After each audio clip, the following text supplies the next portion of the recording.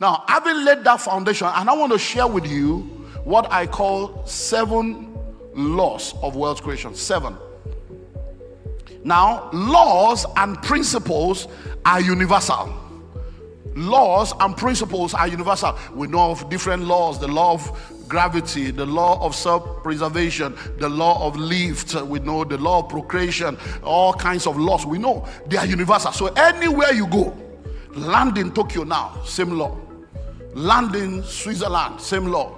Enter Kenya, same law. So laws are universal. Principles are universal. They are not a respecter of persons, but the application of those laws are personal, contextual, and geographical. There are some things you will hear today that you cannot use now.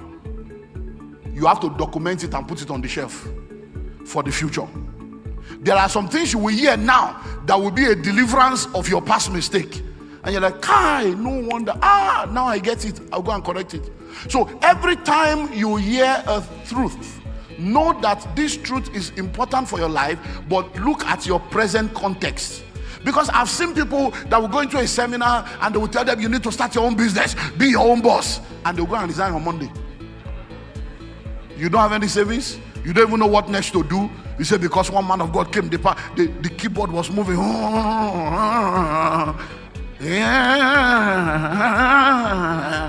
And then you are just to touch 3 people, and then you just go and drop resignation. This is your year.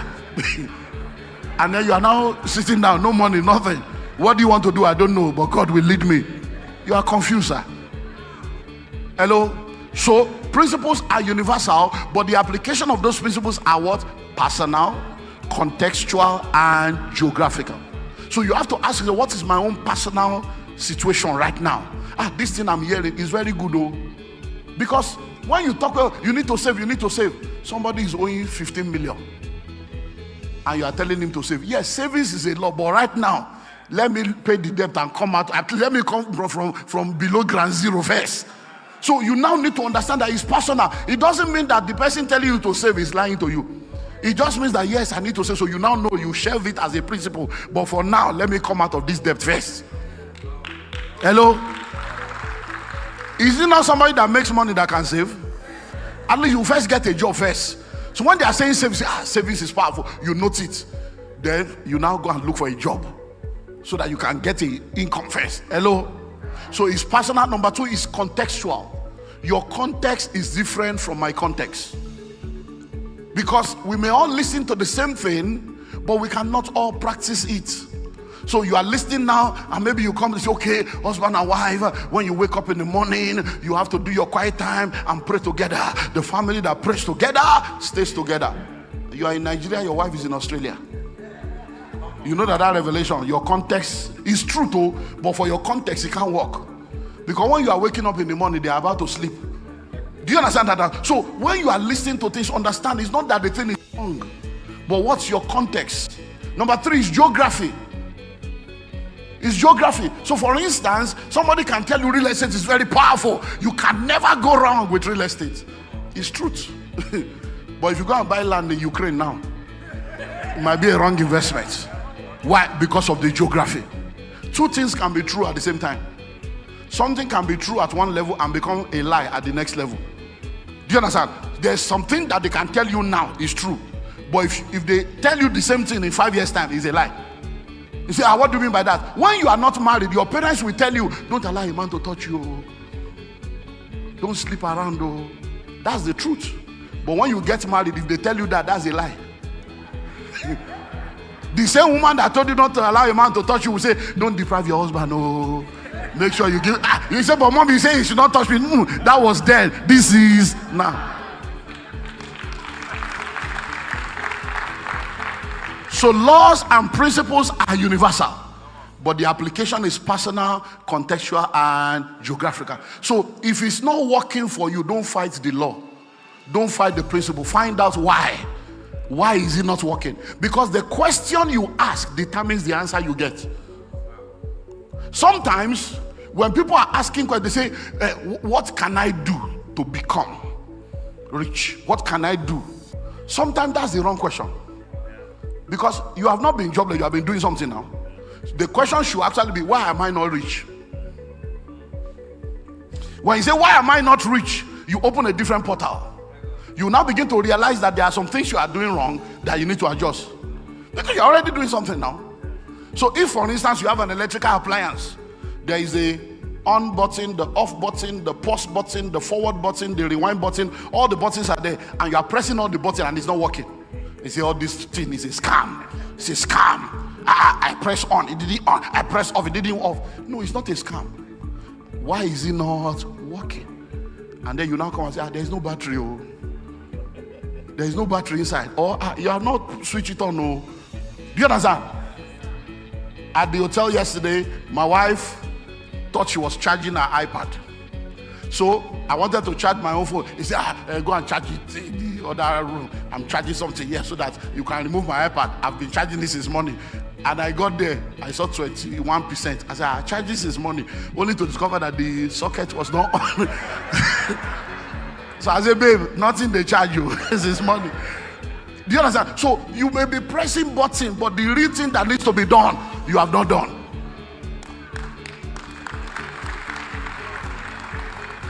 So that's why we need understanding. So laws of wealth creation. 7, number 1. The first law of wealth creation is the law of financial education. The law of financial education or financial intelligence. A lot of us are financial illiterates. And because we are financial illiterate, we don't have money. If you know better, you will do better. The more you learn, the more you earn. Your learning capacity determines your earning capacity. So, but schools don't teach financial education. So it's possible for you now to have master's degree in business administration, yet you cannot run a barbering salon successfully. You can't run a boutique successfully because you know the theory, but you don't know the practical. It's possible for you to have PhD in economics, yet you cannot manage your personal accounts. It's possible for you to be a chartered accountant, you can't charter Uber. Why? Because you know the theory, but you don't know the practical. Having PhD in swimming technology does not make you a swimmer. But an illiterate in Bayelsa can outswim you. Do you understand now? So it's not about, so there's nothing wrong in education. But if you are going to become rich, academic education does not translate to wealth creation. That's why the lecturers are going on strike when they don't pay their salary. Now, if you are going to become all that you are supposed to be, maximize your possibilities and be the best version of yourself, there are 5 dimensions of education that you must have. 5. Number 1, you need spiritual education. You need to know who you are in Christ, what Jesus has done, and what is yours as a result of what he has done. So that you will not be a pawn in the hands of charlatan, you will not be a tool in the hand of the enemy, you will not be a victim. You need to understand who you are in Christ, what you have in Christ, whose you are. Spiritual education. Number 2, you need personal education. You need to understand yourself. What are your strengths, your weaknesses, your likes, your dislikes, your temperament? You need to understand yourself, because if you don't understand yourself, you will not be able to succeed, because you will be deploying yourself in the wrong direction. Listen, if you rate a monkey according to its ability to swim, the monkey will be a failure. If you rate a fish according to its ability to fly, the fish will be a failure. So when fishes try to fly, they fail. When monkeys try to swim, they fail. But if you know yourself that you are a fish, you will stay inside water. So understanding yourself helps you to put yourself within your area of strength. Yeah, you know, people say, hey, work on your weakness, work on your weakness. Everybody has weaknesses. While you are thinking of weakness, work on your strength. When you become so strong in your strength will take care of your weaknesses. So, because many times, because we don't know ourselves, we have all this funny, I believe I can fly. I believe, look, if you can think it, you can do it. You cannot fly. You are not a bird. You don't have wings. Even if you have wings, wings is not equal to flight. Chickens have wings, they cannot fly. I can do all things through Christ that gives me strength. You cannot do all things. Go and read it again. You can do all things that God has created you to do. Not all things as in literally everything you have been created to do, everything you have been empowered to do, you can do it. I can do all this, I can do all this. Then you leave your strength, you begin to try to go and force yourself on your weakness. Hello? So the second education is what? Personal education. Number 3, you need what I call marketplace education. You need to understand the way the world works. Many of us are just naive. We don't understand the way we have what I call Christian naivete. We're naive. You just go there thinking that everybody owes you something, thinking that the world will, because you are a good person, things will just work for you. It doesn't work like that. Life does not give you what you deserve. It gives you what you negotiate. It gives you what you fight for. So just thinking that because you are a good person, that people will just like you, they will just support you, it's not true. So you need to understand the way the world works. You need to understand the way the industries work, the marketplace work. When you see an advert for vacancy, they will say we need somebody with this qualification, and you will hear things like 5 years experience, 3 years requisite. That's what experience is, education.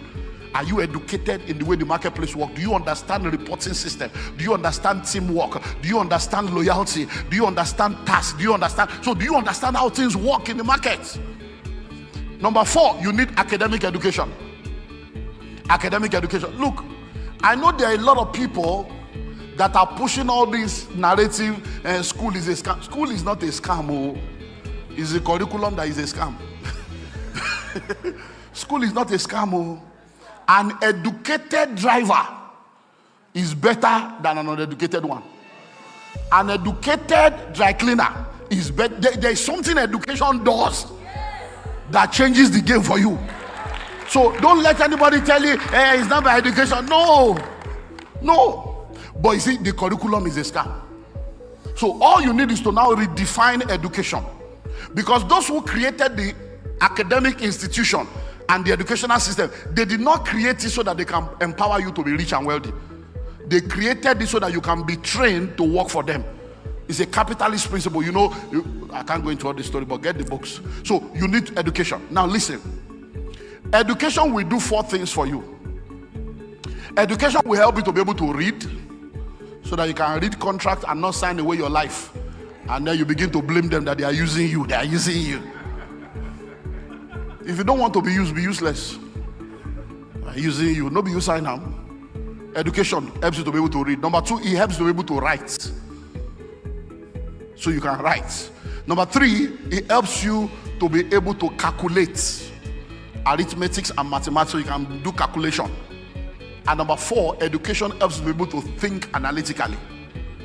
To be able to think analytically and objectively. So you find out that a lot of people have gone to school, but the only thing they know how to do is to read and write. They can't calculate and they can't think. And a lot of people that graduate from Nigerian university, unfortunately, they graduate, they have to be retrained again. If you employ a Nigerian graduate today, they can't speak good English, they can't write anything. You have to retrain them and retrain them and retrain them. It's funny. Hello? So listen, you need education. Now, when I say the curriculum is a scam, listen to this, especially those of you that are into education. Over 80% of what they teach you in school is useless when you graduate. It's useless. So when you are going to school now, think very well. Those of you that are taking, your children are going to study courses. With the way the world is going right now, with the way the world is going, many of you are still trying to fulfill your missing opportunity in the life of your children. So you want them to go and study a course that you did not study. You want them to go and study a course that will put a prefix before their name. And that's not the way forward. Hello? So they need to study a course that will help them to solve the problem of tomorrow, not the problem of yesterday. So the curriculum needs to be rejigged to prepare people for the real world. So I call it the learn to earn academic curriculum. So that when you finish school like this, you should be able to start something, to start earning without looking for somebody to give you a job. So if you have to go through school, we spend an average of 21 years in the academic system to come out with a BSc. And then the first letter you write is I beg to apply. So that means you have spent 21 years to become a beggar. So you are coming to look for a job, you want to apply. The question is, who will create the job that you want to be employed in? If it was easy to start a business, why did your grandfather or your father not start one? Are you seeing now? So you need to understand the way this thing works, so that you can because of time, let's move on. The next one is you now need financial education. Financial education. So you need to understand money, what it is, how to make it, how to manage it, how to multiply it, asset, liability. You need to understand money and really spend time digging deep into that. Number 2 is the law of delayed gratification. The second law is the law of delayed gratification. Please, I beg you, in the name of God, don't use your 10 fingers to eat. That's the way they trained us. Don't eat with 10 fingers. The money a child sees in the morning, they say they use it to eat bean cake, akara. Don't spend, you see, your life is in seasons. Morning, afternoon, evening, and night. The morning season of your life is the first 25 years. It's a season to learn. The afternoon is the next 25 years. Is a season to earn. The next 25 years is the evening. Is the season to turn around and mentor. And the final 25 years is the time to rest. If you misuse your morning, you will regret it in the evening. Many of us are going through black tax and African problem now because many of our parents messed up their morning and their afternoon. They are now using their evening to mess up the morning of their children. And children are now carrying load that is bigger than them because the child now has to take care of father, mother, and siblings. The children you did not give birth to. Because you see a lot of poor people, they give birth to children as if they're trying to win an award. Every year your wife is getting pregnant. They can if this one don't make them, this one go make them. We are giving birth to children like sardine. Many parents today, they are giving birth to children. The children to them is like, this is my retirement plan. Your children are not your retirement plan. Children are not a retirement plan. You cannot put that kind of burden on your children. Now say, if not with this breast when you suck, that's witchcraft. That's witchcraft. Let them live their life. Hello? So it's the law of delayed gratification. There are only 3 things you can do with money. When money comes, you can only do 3 things. Number 1, you can waste it. Number 2, you can spend it. Number 3, you can invest it. Waste, spend, invest. Foolish people waste money. Average people spend money. Wise people invest money. Which are you? Are you a fool? Are you average? Or are you wise? So if you are the nino lowo category, let us eat and drink for tomorrow we die. Money is for spending. Then you are a fool. Hello, you are just a waster. Listen to me. There are people sitting down here today that will look back and say, if I knew what I know now, I would not have wasted money the way I wasted it. Many of you, the money you wasted on your wedding alone, wedding, 17 years ago, even the photographer collected 200,000 and a plot of land was 200,000, and now you are still a tenant. You spent so much money on that wedding. You borrowed car, you wore gown, you wore everything. Today now, you can't pay school fees for the children you have brought into the world. Even the naming ceremony of your first child, you block streets. And now the road is blocked. Delayed gratification. As money comes, don't waste it. Because if you begin to make money, there are many of you young boys, young girls now, you are making money, you have a good job, you are not married, your responsibility is not much. This is the time to start things for the future. Because listen to me, my mother will always say, June and July, lie. June and July. Life is June and July. One is 30 days, one is 31 days. And my mother will always say, no matter how much February, because if February she started to my 30. There is no way February will run. It can't enter 30. Every 4 years, it will enter 29. Hello? So many of you young boys, young girls, you are in IT, you are in the corporate world, you are doing international work, you are making money now, no husband, no wife, no children, but you are buying designer bag when your destiny is not designed. You are fixing eyelashes, fixing nails when you have not fixed your life. You are buying bone straight when your life is not straight. You have 3 handsets like a 419. You don't have any shares in the telecom industry. You are wearing 3-piece suits. You don't have 3 plots of land. Something is wrong with you. Something is wrong with you. This is the time to tie that money down in an investment, tie it down in things that will change your life, because you will wake up one day and discover that it does not always work like that. You will just come into a season and money is not flowing the way it used to flow, and you say, Kai, I wish. That's why we're here. So the law of delayed gratification. Number 3 is the law of savings. The law of savings. You need to save money. If you don't save, you are not safe. When you study the Bible, it's there. All these things are there. The world that we live in, when Joseph came to Egypt, the dream that Pharaoh had, the Bible says that he had the dream, the lean cow swallowing the fat cow, lean whey swallowing, and he had it twice. And when Joseph came, he said, this is the interpretation. You had the dream twice because God is showing us the way the world will operate. It's called wealth cycles.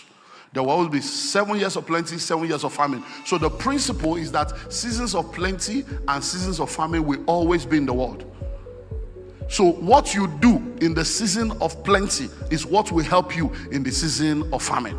So most of the time, when you see yourself going through crisis, it is a report card of the kind of life you have lived when you were making money. It's just a report card that is coming out. Hello? So you should have seasons where no matter what is happening around, you always have goosey because you have saved. Let me show you the Bible. You see, a prophet stepped into the palace of an Eden king. His name is Elijah. Comes into the palace of Ahab, the Eden king, and he says, in the presence of the Lord before whom I stand. Why? Because he was a carrier of the presence of God. So when he came into the palace of a hidden king, he said, I'm standing in the presence of God, not in your presence, because I came with the presence. And he now said, there shall be no rain but by my word. Now he was a prophet, but he didn't understand a lot of other things. So by virtue of that prophecy, he changed the vegetation. No rain equals to no harvest. No harvest equals to no food. No food equals to hunger for everybody, including the prophet that prophesied. Including the prophet that prophesied. And then he now had the connection that others did not have. He now had to hold on to the supernatural. Lord, God said, okay, go. I'll prepare the raven to feed you. He now shifted into the supernatural. But because of his prophecy, somebody else was suffering. And God now says, you see, you cannot create the problem and be enjoying supernatural and stop other people from enjoying. So the brook must dry up, so that you can move to the next. Because see, the perfect will of God is not to bless you. The perfect will of God is to make you a blessing. Bless. So when he was in charity, he was being blessed. But God said, you can't be here, you need to go and be a blessing. So he said, I have now prepared a widow to preserve you. But people of God, she was what? A widow. Are you listening? No, I'm going somewhere. She was what? A widow. This was 3.5 years into famine. 3.5 years into famine. When brooks have dried up, when rivers have dried up, by the time the prophet shows up, she said, I have water. Where did she have water? 3.5 years into famine, she stored it. She had food. What has she been eating for 3.5 years? What she saved was saving her. It was when the savings was about to expire that God now sent the prophet so that she can now release the remaining as a seed to go into the supernatural. But you now, you are a widow and you are a liability to the church. I'm a widow, and so you are a widow. So when you were not a widow, what was your impact in the church? When you and your husband were in church and you had money, were you tithing? Were you giving? Were you in a department? Were you going for evangelism? Were you committed? Now you have lost your husband. Yeah, there is no love in that church. Was there love in your life before you lost your husband? Church should now carry on the responsibility of your life. Go and read your Bible. Go and read your Bible. The Bible says widows should be taken care of by their family. It's only widows indeed. That is no family, nobody to help you. You will now come to the church. You will now be fasting and praying. You will be committed. Then church will now take care of you. Not that you now. Widowhood is not a license for poverty. Hey, I'm a widow. I'm a widow. No. This woman was a widow taking care of a prophet. Hello? Someone say savings. So you need to save. Save at least 10% of every income that comes into your life. When you save, savings is not an investment. But you need savings in order to invest. Everyone should save a minimum of between 6 to 8 months of their living expenses in cash. So that when life happens, you have 6 months to 8 months to reinvent yourself. I've been saying this for decades. When COVID came, we saw what happened.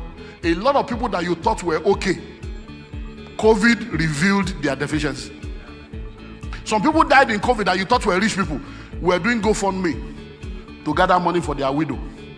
Why? Because they have official car, official coffin, official accommodation, official travel, and all the money they were making, instead of tying it down into investment that will help them, they did not do what needs to be done. So you need to say, somebody say save. So what you save today will save you tomorrow. Number 4 is the law of asset acquisition. The law of asset acquisition. Riches are cash-based, wealth is asset-based. When you say a man is rich, it's because he has money. When you say a man is wealthy, he has asset that is producing money. So you need to have assets. So one of the reasons why you save is so that that savings can now be used to acquire assets. What is an asset? An asset is anything that appreciates in value. An asset is anything that appreciates in value. What's an asset? An asset is anything that produces cash flow. So when you are investing or acquiring asset, you are thinking, this thing I want to use this money to buy, will it increase in value? When you buy that car and move it out of the car lot, the value reduces. I hope you know that the Range Rover of those days are the towing vehicle of today. Hello? Range Rover. In those days, they are the towing vehicle of today. So all this one you are buying car as if you are buying a coffin. Something is wrong with you. I'm telling you, you are just buying car. You don't have any assets. How can you have, I don't know about Abuja, but in Lagos, it's so terrible. The educated ones are the tenants, the illiterate are the landlord. I'm telling you, educated people. Look, I have property that people are paying me 8 million per annum rent. And I'm like, how people in normal 8 million? I collect it all, but I'm feeling sorry for them. Because if you bring 16 million, I can give you a 2-bedroom bungalow with 16 million. That will be your home forever. Do you understand? And you are paying me 8 million every year, and they are paying. Hello? There are people paying rent of 12 million in Lagos, 15 million. So they will pay 15 million naira rent and now pack a 40 million naira car there and think that they are normal people. You are not normal. Something is fundamentally wrong with your thinking faculty. Hello? And then the landlord will now be calling them Oga tenants. Oga tenants. I hope that foolishness is not in Abuja. So you people, you live fake life here too. So the law of what? Asset acquisition. There are many asset classes that can help your life, but the greatest asset I will advise you to get is real estate. Real estate is very powerful. Is the greatest vehicle of wealth creation that also doubles as a vehicle of wealth retention. So I say to people, don't do cash banking, do land banking. Because a city today was a village yesterday. A village today will be a city tomorrow. In 2008, we bought 70 acres of land in New Cairo. We bought it 50,000 naira per plot, 2008. The estate is still there now. I have like 50-something buildings to roofing level that we're selling now. The land is now 10 million naira per plot. 10 million for a land we bought in 2008 to now. You know, see how you done long. But that 2008, you also had 50,000. You could have bought it, but you bought a wristwatch. That 2008, you had 300,000. You could have bought an acre, but you bought a phone. You bought BlackBerry. Now you are black and you are blurry. And both you and the BlackBerry, you have expired. You bought Nokia 3310. And you're a big boy. Now your Nokia is Palasa. It's now a dumb phone. It's not even smart. The law of what? Asset acquisition. Number 5 is the law of investment and cash flow. The law of investment and cash flow. So real estate is powerful.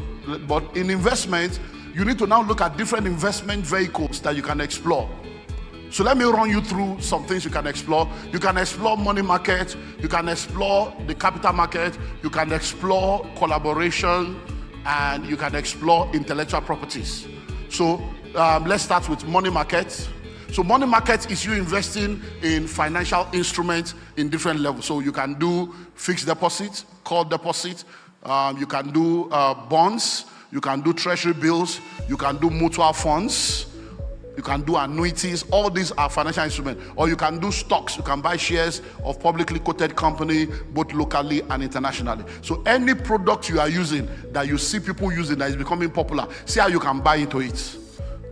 So you're on Facebook, buy Facebook shares. You are using Apple product, buy Apple share. You are on TikTok, you are on. So look for shares of those companies, Samsung, or what are they? So look for all those companies in Nigeria. Look for the companies that are doing well. Look for the indices. Whether you want to start with, penny stock or blue chip stock, buy them.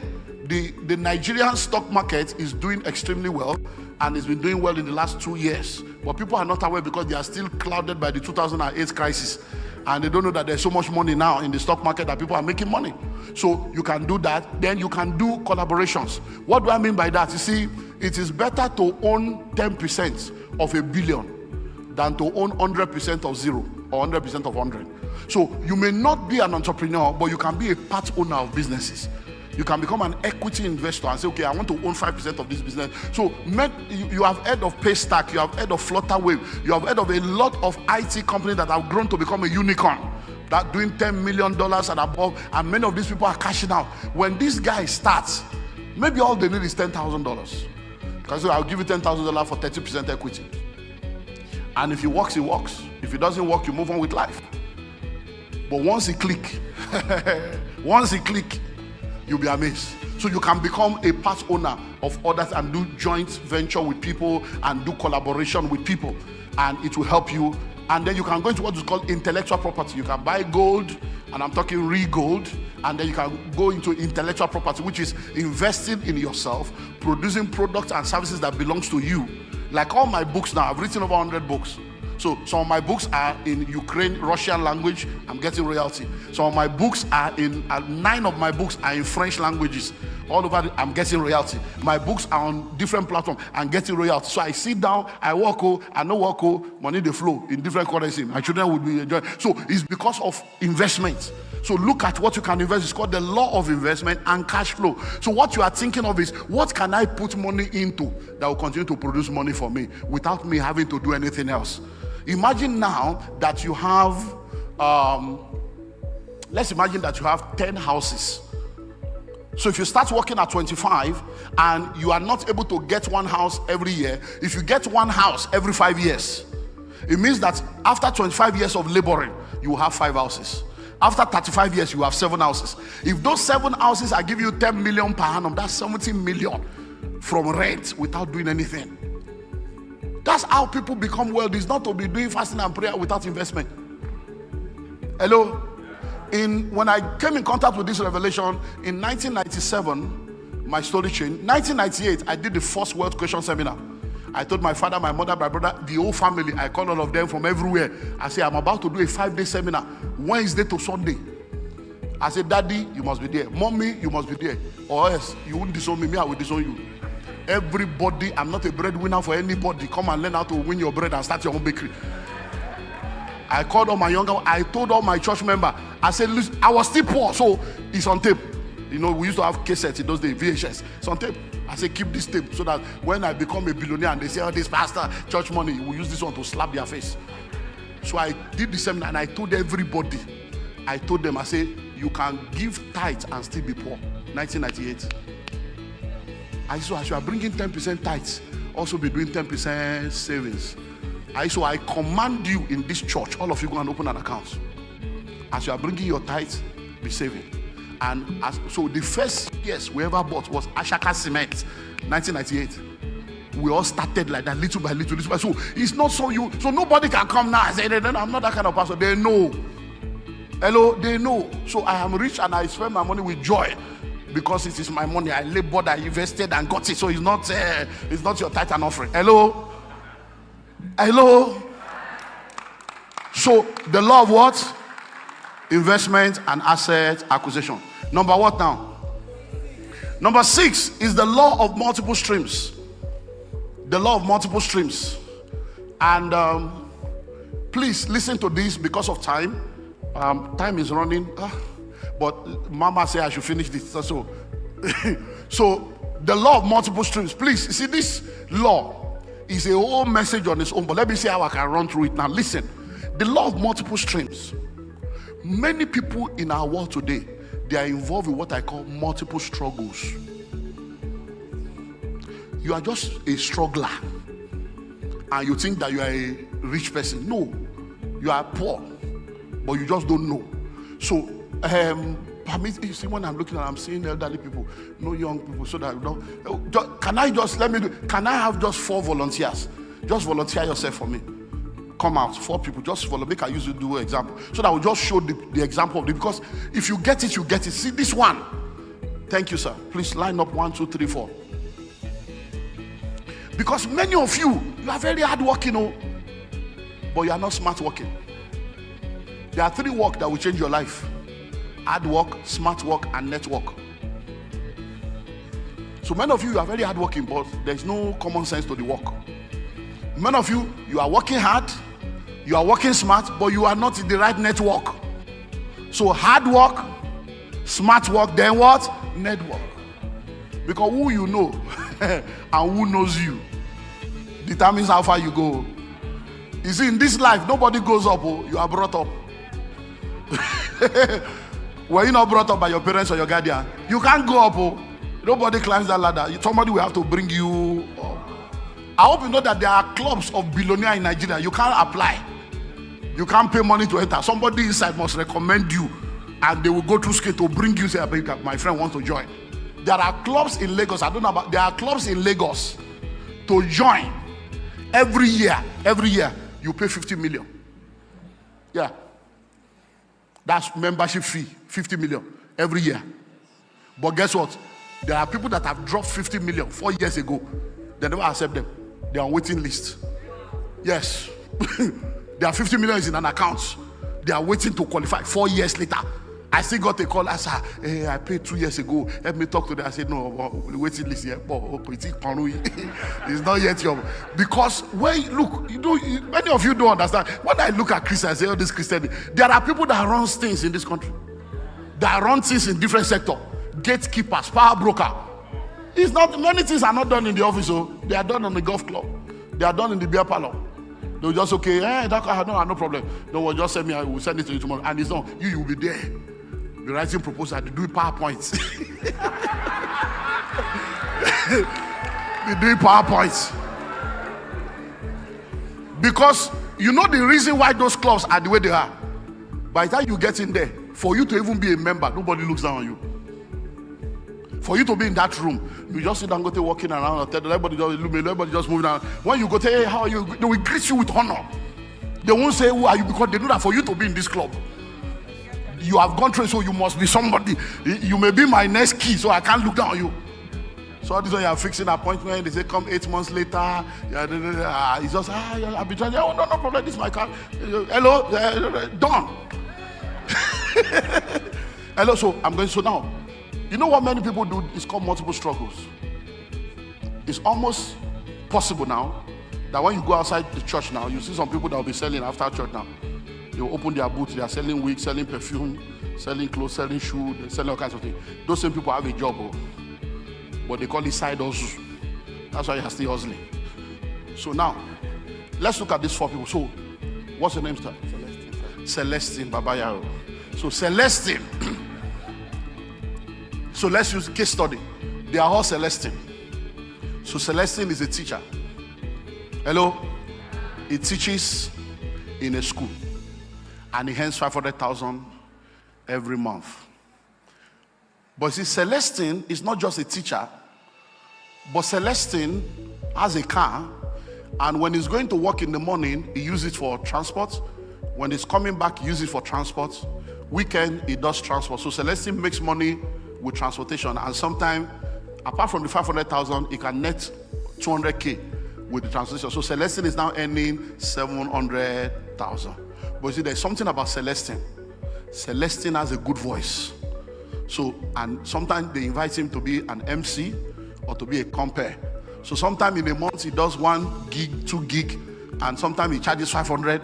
And so Celestine, the MC, compere, comedian, sometimes in a month he does 1 million. So 500 plus 200 plus 1 million, 1.7. Now, the amazing thing about Celestine is that he's also a trainer. So he speaks in different events, he facilitates, and sometimes he hosts his own seminar. So sometime in a quarter, he nets another 3 million from here. So now listen, Celestine 500,000 plus 200 plus 1 million plus another 1 million. That's 2.7 million. Now listen, when Celestine sits down with his mates, that they are all collecting 500,000, they will not understand how Celestine is doing it, because Celestine has more money available than them. But you see, when you look at Celestine now, he will be a big boy. He may have a, Camry, or he may even have a land somewhere. He's a big boy. He's not like other people. He's smart. But you see, the problem with Celestine is that everything Celestine is doing here now is what we call multiple struggles. That's why many people are poor in Nigeria. You know why? In order for Celestine to get 500,000, Celestine must be there. In order for Celestine to get 200,000, Celestine must be there. In order for Celestine to get 1 million, Celestine must be there. In order for Celestine to get another million, he must be there. So the day Celestine falls sick, all the money falls sick. The day Celestine dies, God forbid, all the money dies. That's what happened when many of you thought, when my father was alive, we were very rich. But when my father died, your father was a poor man. He was not rich. No more. There is no rich man whose money dies because they died. Do you understand? When say, my husband was very rich, but when my husband died, your husband was a poor man. He was a struggler. He was exchanging his time and energy for money. And when the time and energy, which is a limited resource, doing good, the income died. Do you understand now? So I see a lot of Nigerians, because you don't understand, I say, you don't even know what they are doing. You don't know what they are doing. You see, when you make money, everybody wants to investigate the source of your riches, but nobody investigates the source of your poverty. Has anybody come to me to say, why are you poor? We need to make you a personal project. This poverty, no. It's when you become rich, they are interested. So this is multiple struggles. So I see many of you, you work in the bank, and then you import goods from China, from Turkey. You are selling perfume, you are selling this, and then you are cooking food the weekend and packing food for people selling. You are a struggler. They don't become billionaires like that. Hello? So this is multiple struggle. What is multiple streams of income? So let's look for another format. Let's bring it up now. So this is Celestine now. So multiple streams of income is, Celestine is a teacher. But now, because he understands financial intelligence, instead of him using the car to do big boy, what Celestine will now do is, he will now get a driver that will be doing the transport business. So in the morning, the driver will pick him up, drop him in the school, and go and be doing the business. The driver will come and pick him up when it's closed, drop him at home, and go and do. So whether he works or he doesn't work, the car is working for him. So now Celestine now has a transport and haulage company that is producing money with or without that. So now Celestine is into MC, compare, and whatever. If he has to be doing everything by himself, they will be asking him, is you we want? No. What he now does, he monetizes and turns it into an academy and a system. So he sets up an MC company, a compare company, and he becomes the CEO. And he gets other people to come and apply under him, and he manages it. And he said, look, if you want an MC, contact Celestina Incorporated, not Mr. Celestine. He has become a corporation. So when people are coming, they are dealing with a business. So he can send anybody to go and represent the company. So they are building a brand, not around a personality, but around a product. Do you understand that now? Which one are you again, number 4? Training. Okay, so he set up a training company, and then they have manuals, they have curriculum, and they have a group of facilitators that come together. So what you are doing is not that you are inviting people. As I'm standing before you right now, I am Pastor Olumide Emmanuel, but I'm also Dr. Olumide Emmanuel. Pastor Olumide Emmanuel is different from Dr. Olumide Emmanuel. Pastor Olumide Emmanuel is a pastor. He doesn't charge. Counseling is free. Freely you have received, freely you give. Salvation is free, but you buy Bible. But now, Dr. Olumide Emmanuel is not free. Oh, I didn't go to Harvard for free. Oh, hello. So Dr. Olumide Emmanuel will charge you and send you invoice. Counseling is free, but consultancy attracts a fee. Where there is a voice, there is an invoice. So if you invite me now and say, okay, we want to come and be a blessing to our church, there's a different track that you will follow. But say, oh, our company wants you to come and train, and there is a different track that you will follow. So what does it do? It does the same. So there are trainings going on now. We train company, we train government, we train different countries, different parastatal management training. We do all kinds. I don't necessarily have to show up, but the same quality. If they now say they want to look at the man, then if you can pay, you get it. Because when people don't pay, they don't pay attention. So you set it up. So now what happens is Celestine have set up group of. So Celestine can now decide to say, I'm not doing teaching again. And people will say, how can you leave a lucrative job? How can you, who did this to you? Oh God. But they are wondering. But Celestine has produced something. So he's not the one working for money. Money is working for him. So multiple streams of income is you having different vehicles producing money for you without your direct involvement. That's multiple streams of income. Do you understand that now? God bless you. So now, still on these multiple streams, let me now run you through 5 levels. And then I'll tie it to the 7th law and we'll close. Now, you must have multiple streams of income across income types. Income types. All these things are in the book. So, income types. Now, what do we mean by that? There are 3 types of income.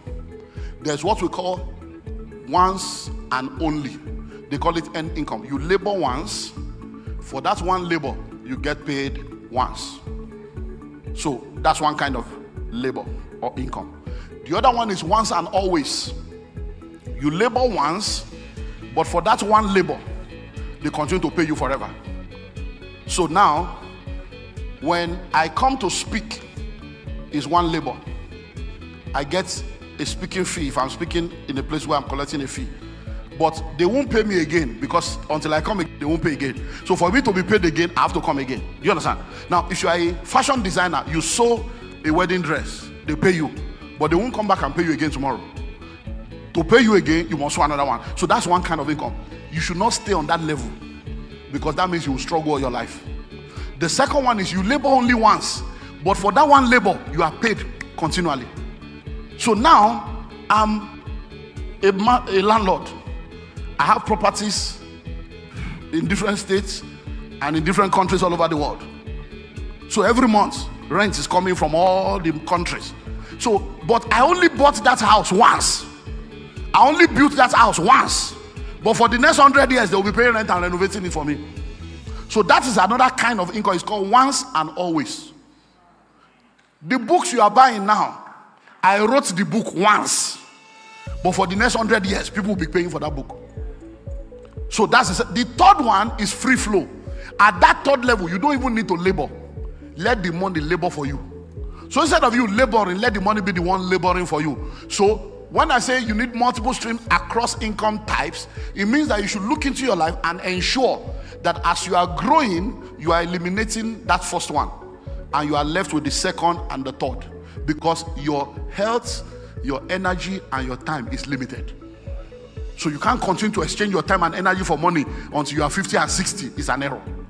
Number 2 is multiple streams across industries. You cannot have money and all your money is only in one industry.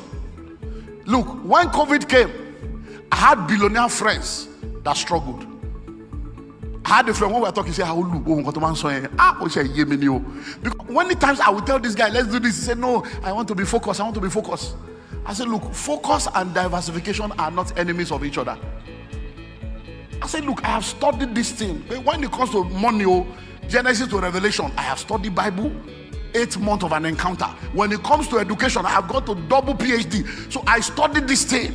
My dissertation in my PhD, my second PhD, was the role of personal and political leadership in the economic empowerment of people. And I dealt with poverty from the grassroots, from maternal care, the hospital you gave birth to your child in, the health of the mother that gave birth to the child, how it affects the kind of child that is born.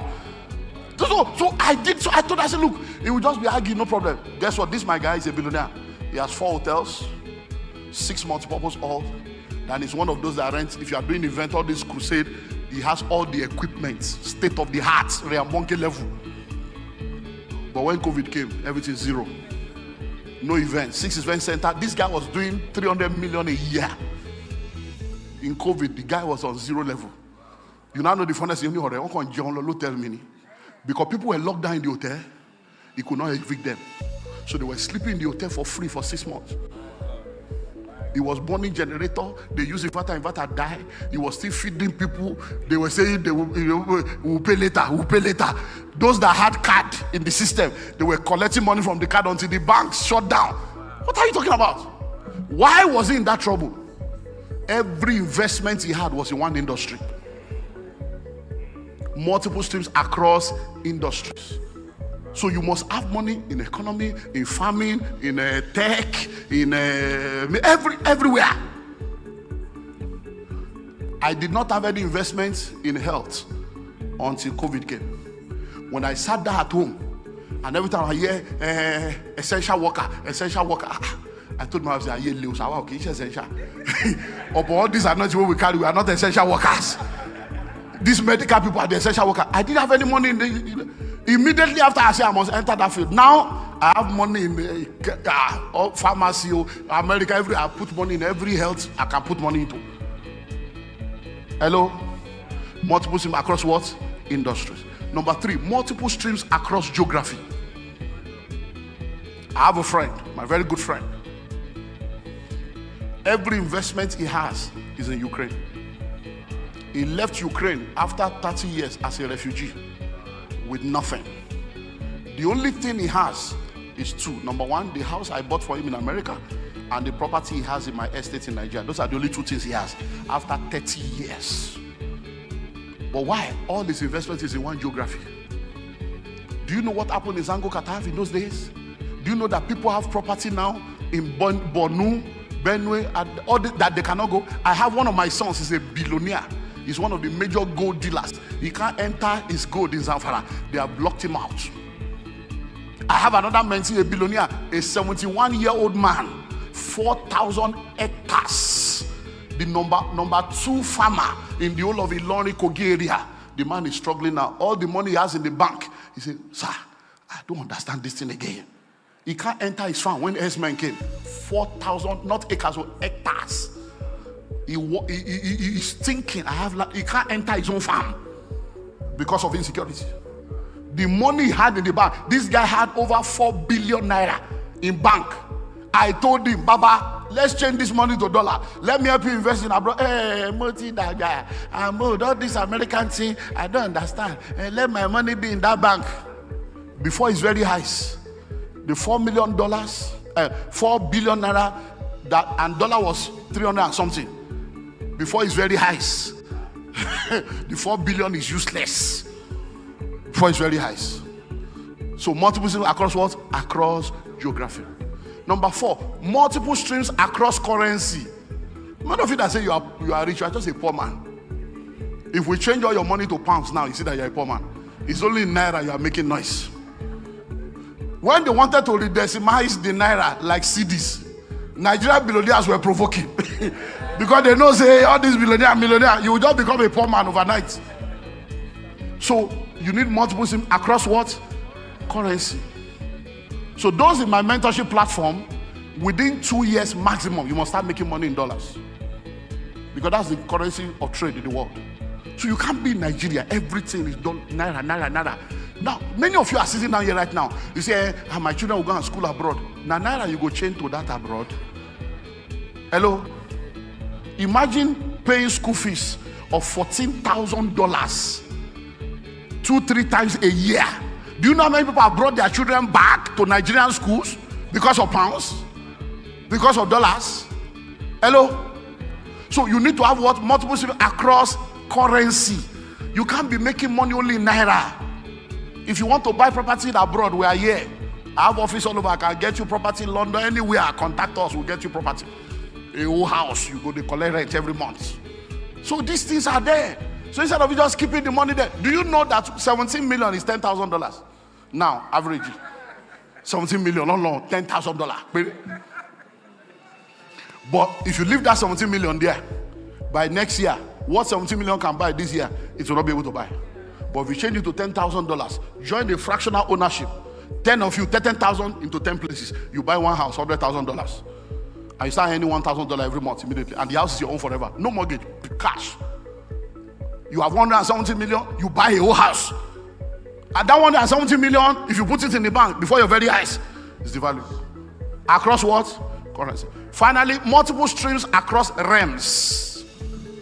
And that will now bring me to the seventh law, realms. Many of you, all your money is in the natural realm. You don't have anything in the realm of the spirit. Where your treasure is, there your heart will be. So multiple streams across the realm. You must make sure that you are not only rich on earth, you are rich unto God. And that brings us to the seventh law, is the law of covenant compliance. The law of covenant compliance. Please, don't let people mess you up with all these confusing things people are saying. In this life, giving is a law. The principles that God has established, they have nothing to do with redemption. They are principles that have been put in place for the perpetuation of his creation. Anybody that applies the principle will get the benefits. Unbeliever will plant and they will reap. If you don't plant as a Christian, you will not reap. Hello? The law of sowing and reaping is not a Christian law. It's a kingdom law. It's the law of the kingdom. The law of dedication, law of kingdom. Law of punctuality, law of the kingdom. Law of love, law of the kingdom. These are kingdom laws. Anybody that practices them, whether they know God or not, it will work for them. You that know God, if you don't practice it, it will not work. Rain will fall on the righteous and on the unrighteous. Somebody will say, I don't believe in God, but he's still alive, he didn't die. Because he's breathing in and breathing out. He's eating and he's sustained. If you say, I believe in God and you don't eat, you don't breathe in, you will die. So when we talk about laws, it's not about, hey, they are trying to collect our money. Look, everything you have belongs to God. To be arguing about 10% is a revelation of your lack of understanding. Because when you are a rich man, even your tax is 40% capital gains tax. So except you want to end up in jail. When you are a rich man, the tax you will pay alone. How much is company income tax now in Nigeria? You know, so what are you talking about? Even your payee that they deduct. So why are you arguing about 10%? Who did this to you? 10%? And you're arguing? Is that what God is to you? 10%? You make 100,000, you argue about 10,000? Haba. You got 1 million, 100,000 is a problem? 100,000 that if we live here now, 4 of us enter correct restaurants. We take do buffet, 35k times 4. Do shower, do small chops, take shawarma and give me Chapman. They give you 130k. What are you talking about? Enter correct restaurant and give me Monica fish with plantain and give me pina colada. What are you talking about? Is that what you are 100,000? You made 1 million to give God 100,000. Say, God, I thank you. Is your problem? I'm not talking. You see, look, the 10% has never been the problem. Mammon and lack of understanding is the problem. Hello? Okay. It's okay. Okay, so you come. Stand up. Now. No, I'm going somewhere.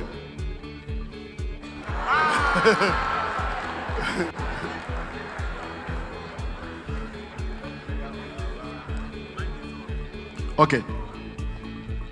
So you don't understand Yoruba. So you didn't understand what I said. Okay. Now, please listen to what I'm.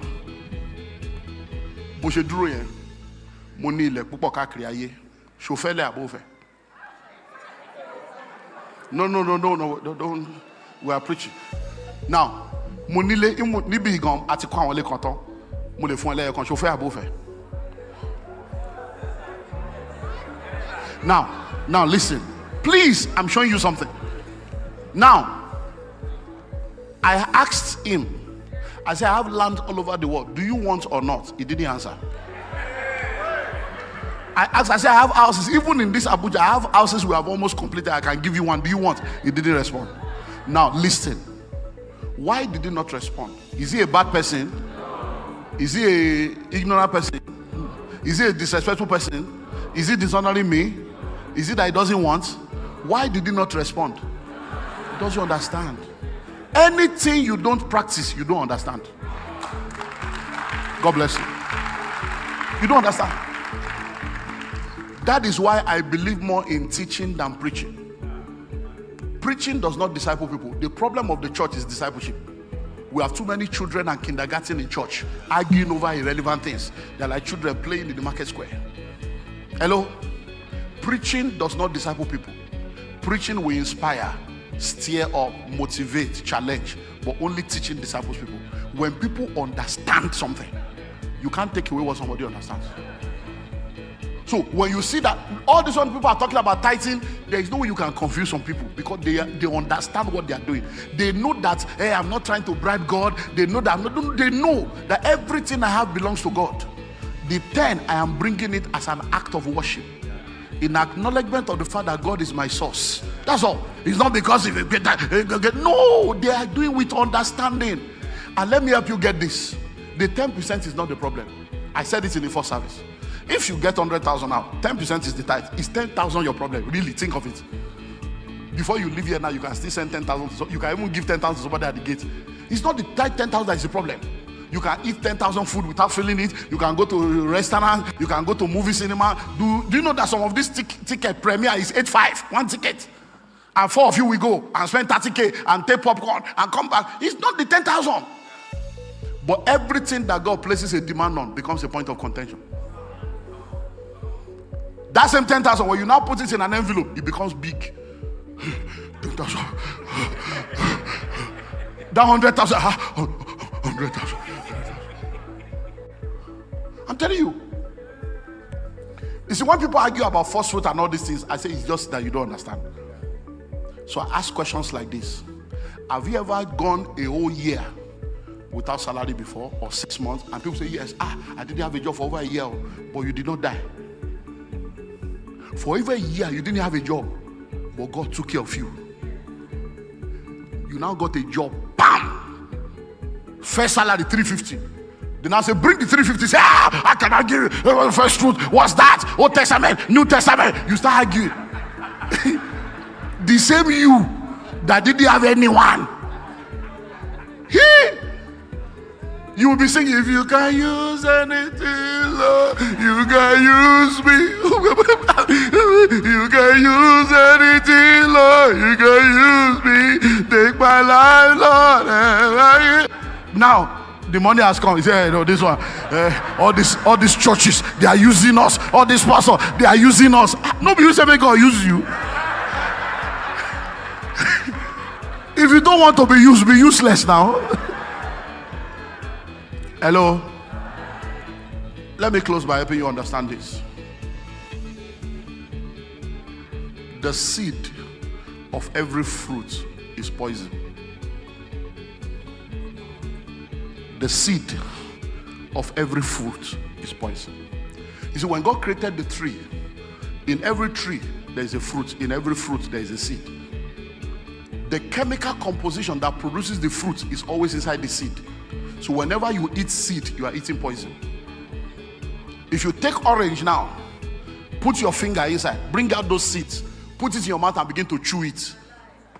Poison, bitter, your mouth will start swelling. Why? Because that is not what it's meant for. It's for planting.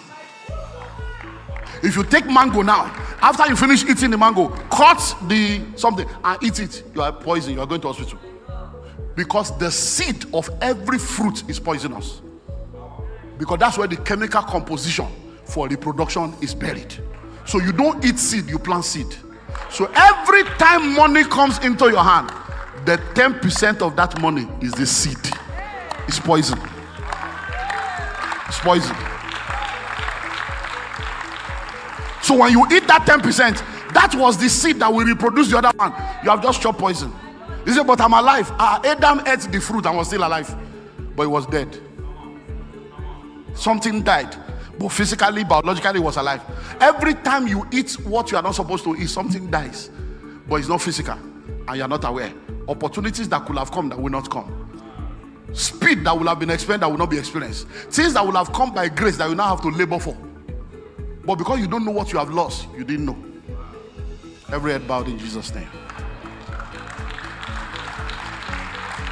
Bow down your heads and give thanks to God. Give thanks to God.